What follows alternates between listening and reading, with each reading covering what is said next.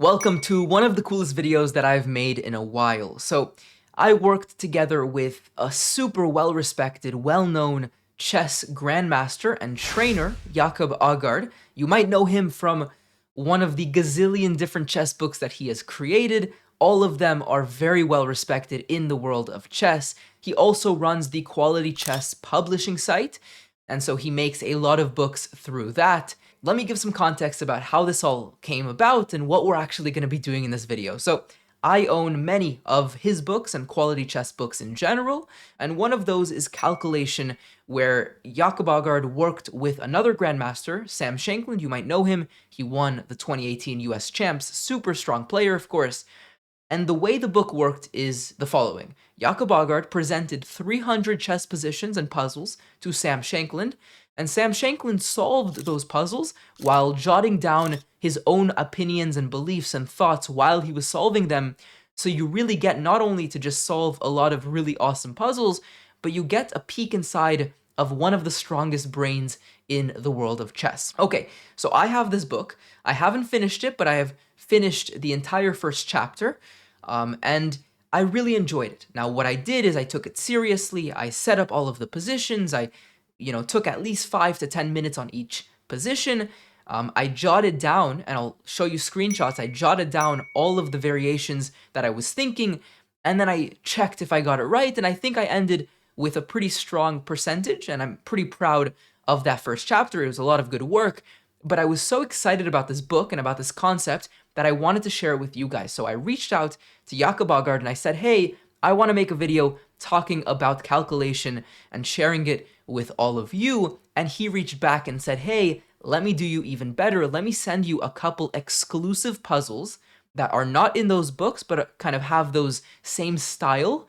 And you're going to be able to solve those in front of your viewers. So I was kind of conflicted about exactly the way to go about this video because I've never actually just sat down and authentically solved puzzles in front of you. It's usually me trying to teach or educate a topic, which is something I love to do, but this is going to be kind of a different video, and for that reason, this is also going to be a longer video because there's going to be just a lot of blank moments where I'm just thinking about the position in front of me. And so what I'm going to do is I'm going to set up many different positions that, again, were sent exclusively by Jacob Aagaard, never seen before in any of his books. And I'm going to solve them, and I'd urge you to follow along and very deeply pause the video when you need to and try to solve them for yourself as well. I hope this will be a very, educational and fun and exciting video. I will leave the link to the calculation book down below in the description. And with that out of the way, let's jump in. I hope you guys enjoy. Let's go. Okay, here's the first position. Black to play. Let's take a moment. So 2 pieces, 2 rooks, queen, equal pawns. So I think material is dead equal. Now the first thing obviously I notice is the bishop attacking my queen. I have a knight and a queen attacking that bishop. They have a knight and a queen defending. And the first move that comes to my mind is just rook takes e2, right? Let's get rid of that defender. Like that's a super typical motif. And after rook takes e2, just take the bishop on d4, take 2 pieces for the rook. But there's a couple of things obviously to calculate. So rook takes e2. First of all, bishop takes b6, rook takes b2, rook takes b2, knight takes b6. I have 2 pieces for the rook in that final endgame, and I think that seems pretty good. Also, his rooks are just super passive there. Like, I'm playing rook c3 next, and then knight d4, for example, and I'm just putting pressure in. Like, that seems pretty satisfying. So, rook takes e2, bishop takes b6, rook takes b2. I think that this is working out for me. So, rook takes e2. Let's look at the other option. So there's rook takes e2 back or queen takes e2. Now, if rook takes e2 back, the question is obviously what do you take with? So queen takes d4 seems like it's check, queen takes d4 is almost forced, and then knight takes d4, and it's very similar to that final position in the endgame with the bishop takes b6 line. I have 2 pieces for the rook. Pressure on b3, the rook's on e2 is attacked, that comes with tempo as well, rook c3 is coming, that seems like, again, pretty much winning. So rook e2, queen d4 check, queen d4, knight d4. Looks good. There's no rook e2 skewering the knights because I have taking on b3 with a fork. There's no rook d7. I take on b3 as well. There's rook b1 there, and then both knights are attacked. Okay, that one's interesting. But I guess I have like knight c5, like one of the knights to c5, and that seems okay. Yeah, so rook takes c2, rook takes e2.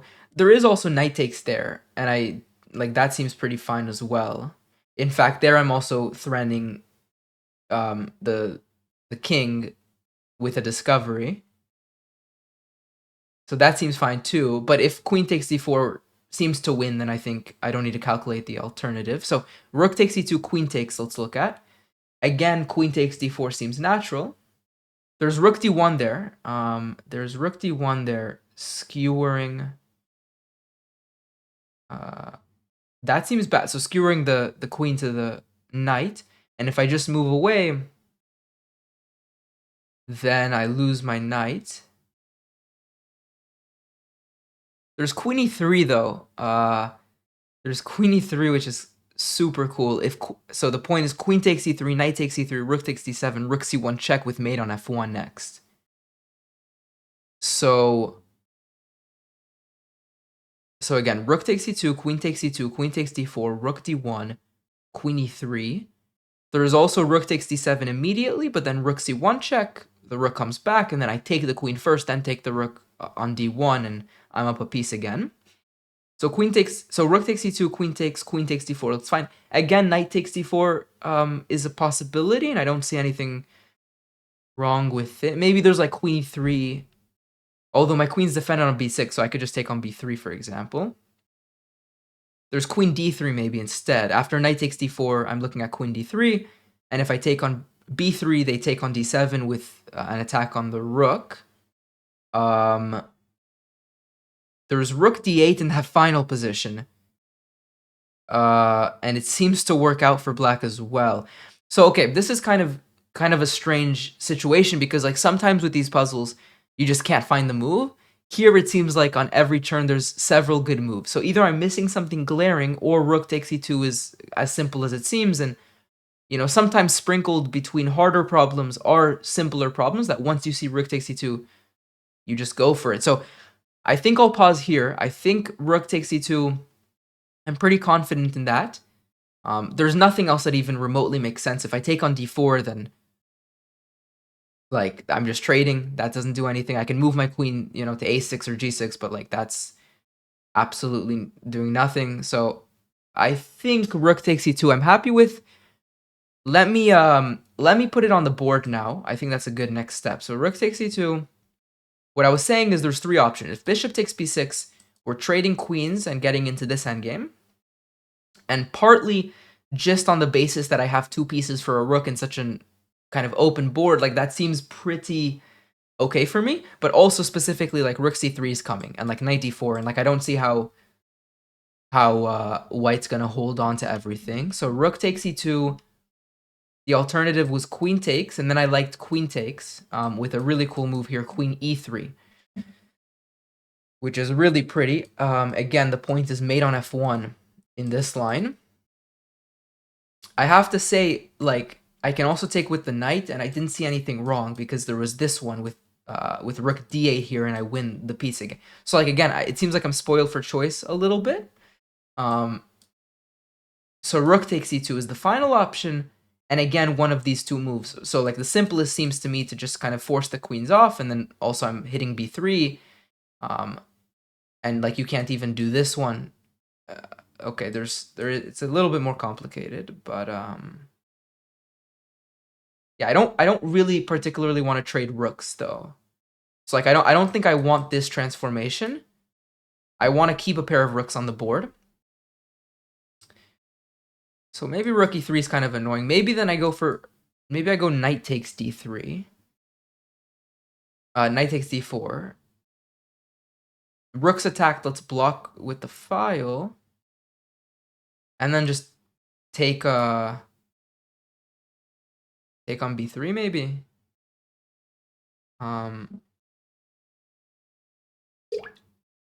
Like, yeah, let's say something like this. There's rook b1, of course.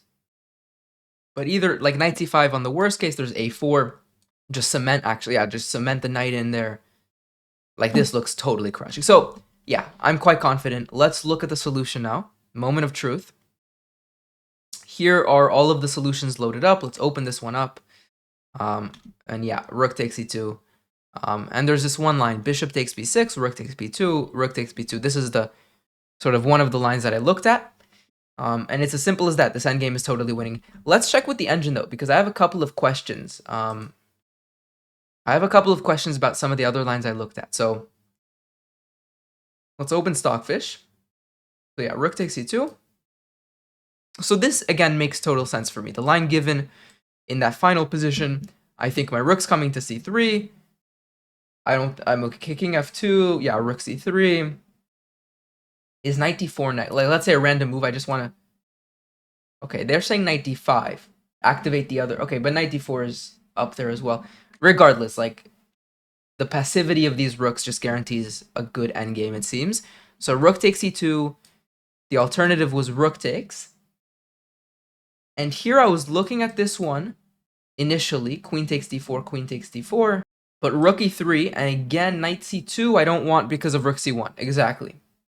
Okay, so you take with the knight, and that's better. And I guess, is it just... So this one's okay, and like rook b1 a4. Or knight dc5, but then you block the rook. I like a4, and that's totally fine. So these lines look fine. There's rook c2 given as well, which is nasty because you win the rook in the corner in the end. Okay, there we go. That's a nice one. So, okay, so queen takes is the final line, and then... So again, I was kind of debating what to take with, and both looked fine, but queen takes is not okay, apparently. So what's the issue? g4. Yeah, this is really cool. So g4 I missed. It's an insane move, but it works out. Obviously, I can't move the knight. I lose my queen, and if I trade here, then both knights are attacked. Okay, super cool. So that's why you take with the knight. Fair enough. And this line correct with rook d8? Yeah, beautiful. Okay, I'm gonna give myself that one. I think rook takes e2 is obviously like the key move that you have to find. Okay, this is puzzle number 2. It is black to play here again. I'll start again by just calculating the material count. So 2 pieces, 2 rooks, down a pawn as black. So the first couple things that I notice is the tension between the bishops, and also the king on b2, which is super exposed. So like rook fb8 is like the first move that comes to mind, right? Give the check. Rook fb8.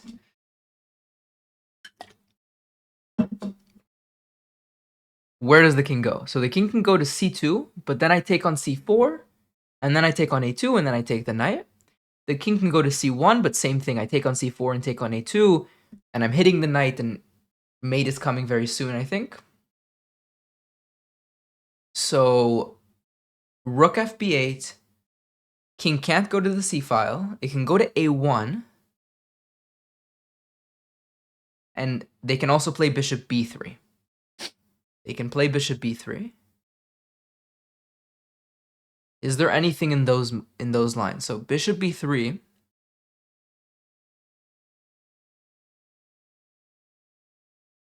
Bishop b3 is so solid. There's rook takes a2. King takes, rook takes b3, which is pretty cool. I'm down the exchange for a pawn temporarily, but I'm taking back on c3 next. There's a discovery. I'm activating my pieces, opening up the king. That seems tempting. So rook fb8, king a1 is maybe the important move. Okay. And I can take on c4 there, but there isn't any follow-up.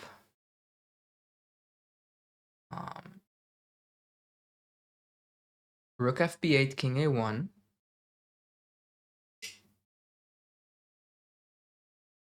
I can take on d3 in that line, which is super cool. If knight takes d3, I take on c4, hitting the knight, hitting mate on a2. If bishop takes, I have rook takes a2 with mate. That seems right. So rook fb8, king a1, knight takes d3, knight takes d3, bishop takes c4.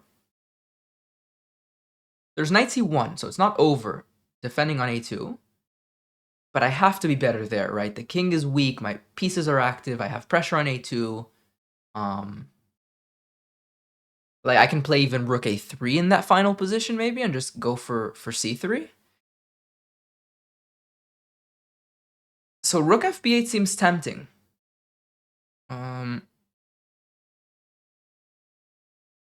Let me see if there's any other candidate moves that even make sense. Because a lot of times the way that I solve these positions is just by process of elimination, right? So, okay, there's no good knight move. Going to g2, the rook simply takes the pawn. Makes no sense. d3? So actually, the same idea from before still works, where I can take on d3, and if bishop takes, I take on a2, win the knight, and if knight takes, I take on c4. So the same idea of rook b8 check, king a1, and knight takes d3, I can do this without inserting rook b8 check and king a1. I can start with knight d3. So if I start with knight d3, again, bishop takes, I take on a2, and then take the knight. That's winning for sure. Knight takes c3, knight takes, I take on c4. But now there's like knight b5, which is different. In the previous line, if knight b5 was played, I had like c5. Knight b4, sorry, c5. So knight takes d3, knight takes, bishop takes d3. No, sorry, knight takes d3, knight takes d3, bishop takes c4. Hitting a2, hitting the knight. They have to defend both, either c1 or b4. If you go to b4, I have the same c5, so that still exists. So c1. Now, if I give the check, then we're just transposing after king a1. And I like those positions. So the question is, what's the difference? Why would I start with rook fb8 as opposed to starting with knight d3, or vice versa? Why would I start with knight d3? So rook fb8, the added alternative for white is bishop b3. And I don't give that to white. So am I scared of bishop b3? Now, I said rook a2 is kind of an interesting idea there, but I don't know how much I believe that. Like rook a2, king a2, take on b3. I win a couple of pawns as well, but I mean, the direct move knight d3 just, there's no downside to it, right? Knight takes d3, bishop takes on a2, knight takes d3, knight takes, take on c4. Seems good. Seems good. I'm going to lock in knight takes d3. I don't know how long I spent on that. Let me lock this in. So again, let me put this on the board. What I was saying is I wanted initially to start with this check, and I was pointing out the king can't really go anywhere to the c file because I take a2 with, I think, pretty deadly effect, right? Mate is coming. The knight's attacked. If the rook defends it, there's even maybe something like this. It's not clear if that's the best move. Maybe I just double and mate is coming even faster. Regardless, this is fine. c2, same story, but it's even worse because I take here with check. a1, my idea was knight takes d3 with mate, or this one. And I said that this endgame is kind of good for me. It wasn't clear exactly how I progressed, but I think that I mean, I have to be better there. But bishop b3 was kind of the move that worried me. Now, rook a2 seems good.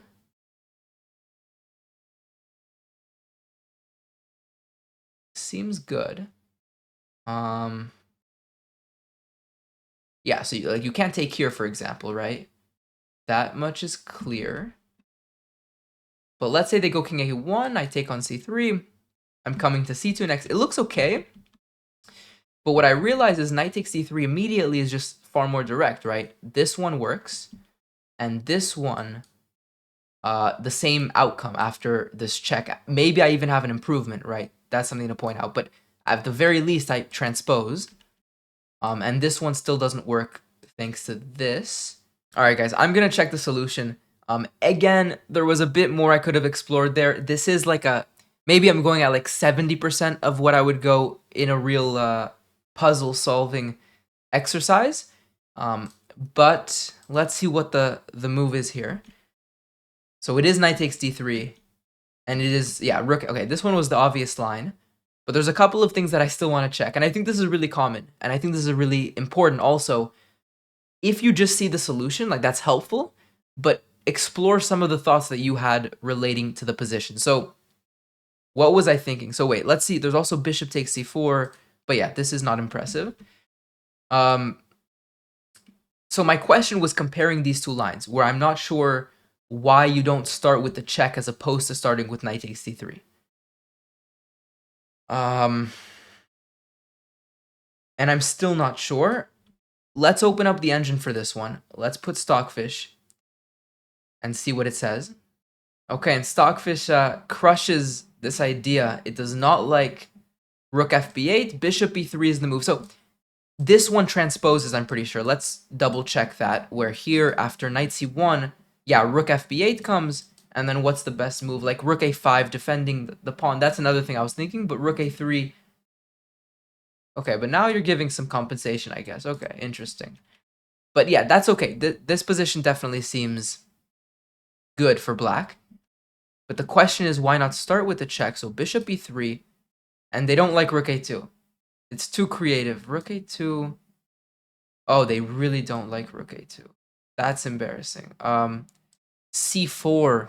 Is that the only move? Okay, at least c4 is like, it's not even the only move. Wait, rook takes c5 works? How? Rook takes c6. Oh, okay, okay. Yeah. So I've given too much. So they're even able to sacrifice back. Fair enough. So yeah, bishop e3, rook a2 does not work. c4 is the clear reason why. Okay, fair enough. So yeah, knight takes d3. I think I ended up concluding that knight takes c3 is my move. I was a little bit unsure as to why rook fb8 was that much worse. But just for directness, like, yeah, knight takes c3 is probably what I would have played in a game. All right, puzzle number 3, black to play once again. So material, we're up, an exchange. We're down a pawn, though. Down a pawn, 5, 5. Yeah, down 1 pawn. The bishop on b2 is the first thing that jumps at me. Like, that is a terrible piece. And, like, b4 to open up and then go rook c2 is an idea for sure. Knight e2 is very tempting because, like, the e2 square is just asking for a knight to go there, but the knight doesn't do anything. It looks nice, but there isn't anything concrete. So wait, b4 takes rook c2, but then bishop c3, and my rook's trapped actually. So that's not good. That's not good. So okay, so knight e2 I don't like. There's rook e2 as well, clearing the d3 square for the knight. So rook e2, bishop e2, pawn e2, and knight d3 is obviously a massive threat. Like, let's say whatever, knight d3 is played, winning back the piece. So rook e2, bishop e2, pawn takes e2, bishop a3, let's say, defending the bishop from knight d3. But then I can go rook e8, and the pawn becomes like a super big threat, right? Knight d3 is coming, and then I'm promoting. So rook e2, bishop e2, pawn e2.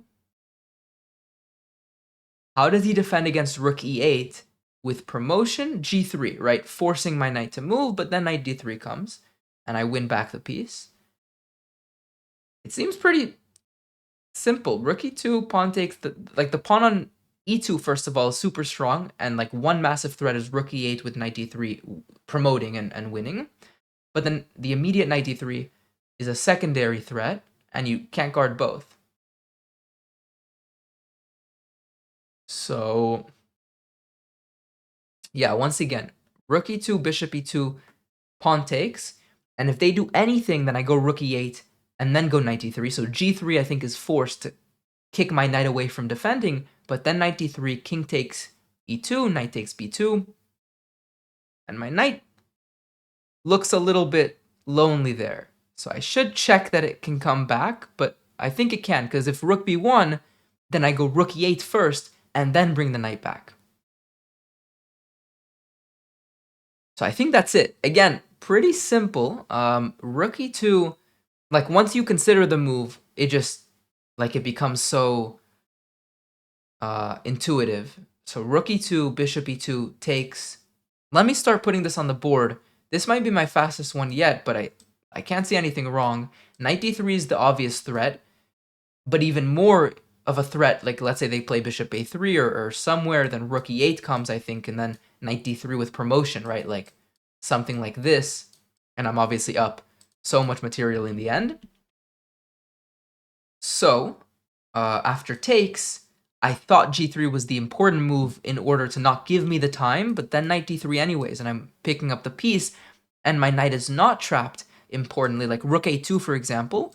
That's okay. I bring back the knight. Similarly, rook b1, exact same story. The knight comes to d3, and it is saved. Okay, I might be missing something, but seems pretty solid. So let's take a look at the solution. So here it is, black rook e2. Yeah, perfect. So that's another one. So I think I'm 3 for 3 so far. Bishop takes, pawn takes, g3, and exactly what I was saying. And if rook, okay, there's no rook b1, but rook a5, then you give the check and you bring the knight back into the game. This is how the game ended. And then king e3 is not something that I considered.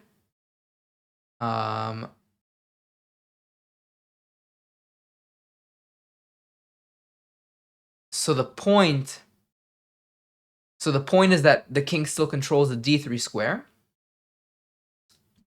But king f8, and then rook check, and you take the pawn. Okay, why can't the king go back? How does this not? Oh, the knight just comes to d3. So yeah. So okay, wait. So I guess the question here kind of revolves around, can your knight come back to safety? And the point is, if they immediately attack it with like rook a5, if they attack the pawn, or rook b1 is what I was saying, then I guess the point is you give the check, of course, and you bring the knight back. And then there's this creative move, king e3, trying to meet the check with king d4, guarding over the square, and then threatening rook b1. But the point is that's meaningless because we have this check, and then we're, going to guard over d3 twice, and the knight comes back.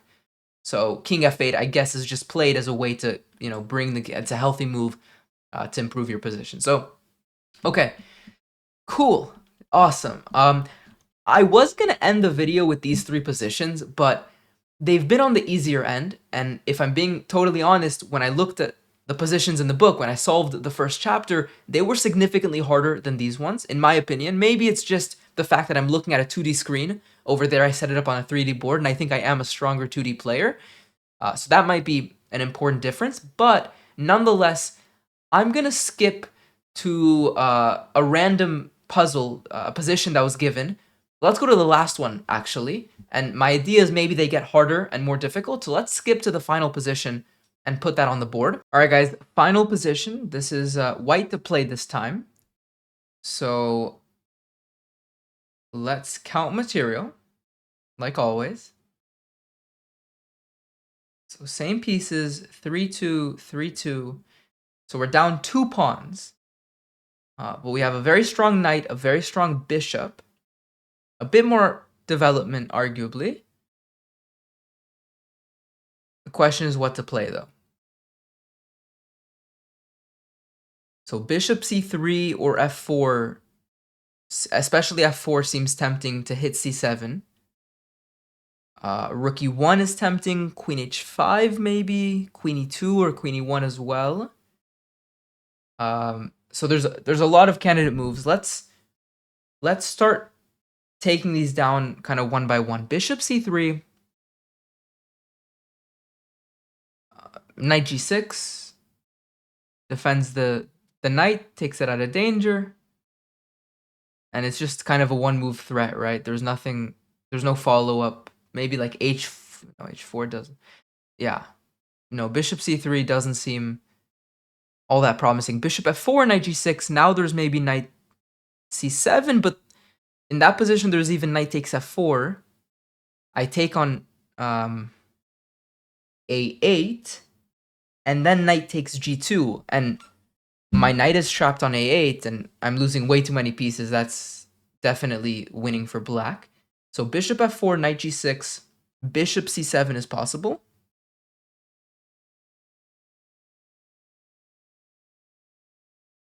Queen d7.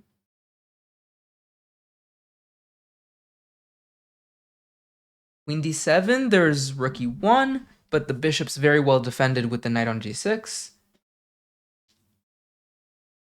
So no, so bishop f4 doesn't seem promising. Rook e1 seems most promising. Queen h5 I can also kind of dismiss. I think like it attacks the knight, but knight g6, there's even knight c6. Doesn't do anything. Rook e1, knight g6, knight takes e7, knight takes e7, bishop g5, but I trade queens, which sucks. That takes down the power of the pressure.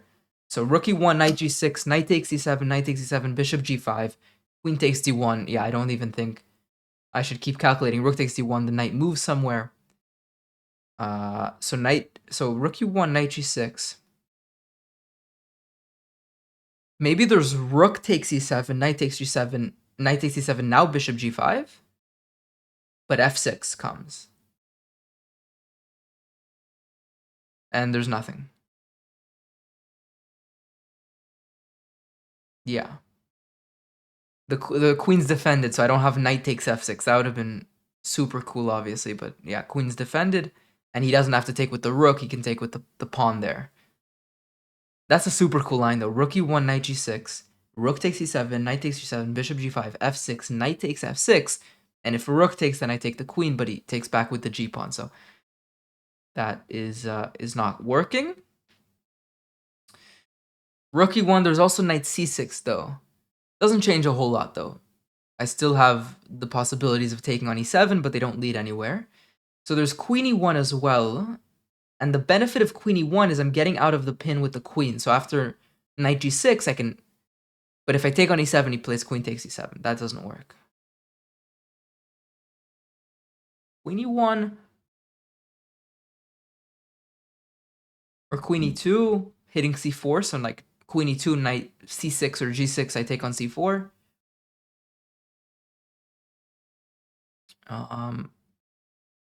It's just a pawn. It's not enough.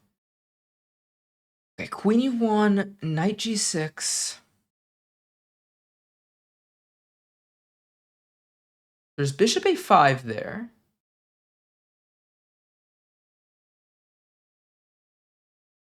Like that's... So queen e1 is almost like a fork on the knight and bishop a5. So knight g6, bishop a5. And if the queen moves to e8, then I have knight c7. If the queen moves to d7, I bring my rook in, for example. But queen e1, there's knight c6. And that takes away bishop a5 completely. Darn, okay. Knight c6 is too strong. f4 just seems so... Like f4, the idea would be like knight g6, f5, and then f6. But they can avoid that again with knight c6 or knight d3, for example. But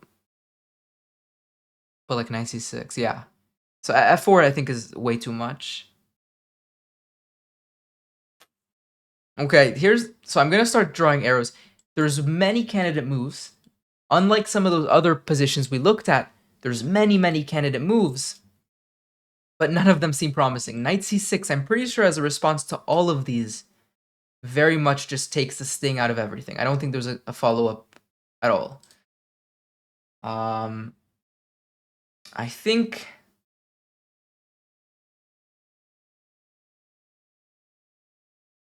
I also don't want this video to get too long. I think I'm going to cut it here. I don't see the solution.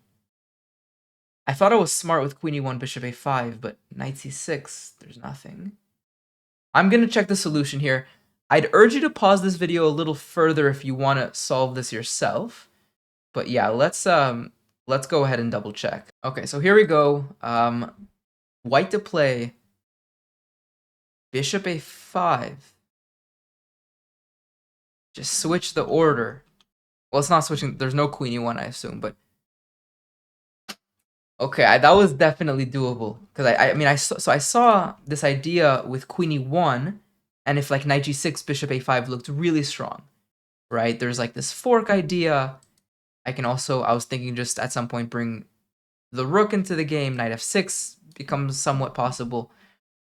But the issue is knight c6 took it away. You start with bishop a5. What's the idea? You take on e7.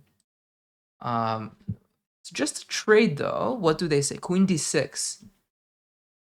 And then you take, and you win you're winning a piece. Because the knight's attacked. And if the knight moves somewhere random, then there's knight g6 idea. No, knight c6 is even stronger. Wow. Super cool. Okay. And then, so you have to defend, but then you get rid of the defender and you're winning the piece. And then bishop a5, and if they move, then we get some of those same benefits as before. Like I assume knight c7 is just the move here. And if queen d7,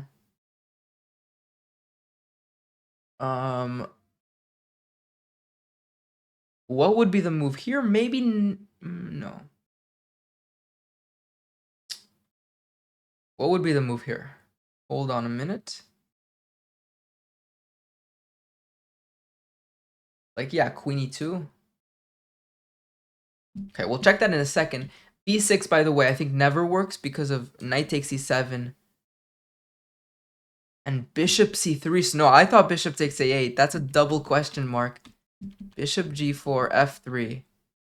And then you lose the piece on a5. And in the end, we're up in exchange, but our king is so exposed that it's not even worth it. We lost both of our bishops. But you can play bishop c3. Okay, that I also missed, but... Okay, this is a 0. This is a 0 out of 1. Definitely missed this one. Okay, let's turn on the engine. I'm going to use Deep Fritz just because I think it won't crash my computer as much, and I think it should be... No, but it doesn't even like bishop a5. No, we're going to have to do Stockfish. Okay, wait a minute. Stockfish.